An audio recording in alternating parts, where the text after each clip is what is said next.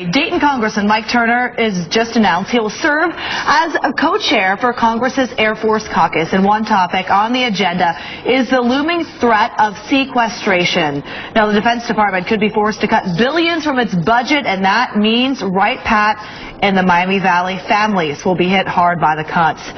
Mike Turner live with us this morning to talk about what's been going on in Washington while he's been there and how basically you're working to avoid this sequestration and the fiscal cliff. Good morning. Good morning. Thank you for having me. Yeah, this is an important topic, and you kind of have an update on maybe how many cuts could happen at Wright-Pat. What's the latest? Right. This is very concerning. You know, if people recall, in 2011, the president came forward and asked Congress to raise the debt limit. And when he did, there was this deal put in place that a super committee would be formed to try to come up with recommendations for cuts to lower the overall deficit. The sequestration cuts were part of that package of deals. I voted against this mess because I thought it would put jobs at risk at Wright-Pat. Wright-Pat has recently reported that as many as 13,000 people could be furloughed. I mean, if you think about that, that's 13,000 people with families to support. It's scary. Is there anything you could do now, or I guess, what are you working on to try and maybe save those jobs? Is that possible? Right. Yes. The House has two bills that would offset these cuts with cuts elsewhere in the budget so that the funds could be restored and those jobs could be retained. The president has not endorsed either of those, and the Senate has taken no action. They have not passed any bills, so there's no ongoing negotiations to try to settle this. The problem is that these cuts come into play March 1st. Now, the subcommittee that I'm chair of, the Air and Land Subcommittee, I have the Air Force and the Army under my subcommittee.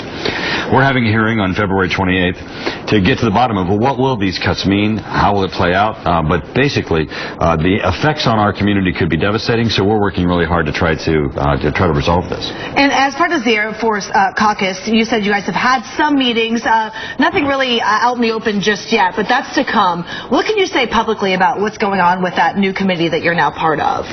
Well, these cuts would be devastating. I mean, as part of the initial package, there were already about $500 billion and $500 billion worth of cuts that went into the military 10-year planning cycle. So they've already gone in and cut significantly in places where they saw that there could be savings.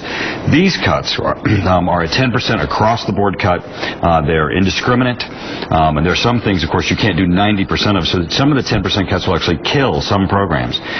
They're very concerned as that this will affect current operations, our ability to be able to even just, protect our national security. As we said, these are not future programs. These are not just theoretical cuts.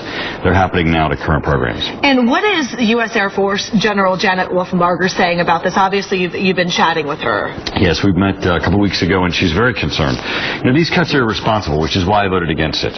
Me and Jim Jordan are the only two congressmen in Ohio who voted against it because we saw the threat as to what this would mean to national security, but also jobs. The Lima tank plant is another one that's at risk of significant cuts and perhaps even closure.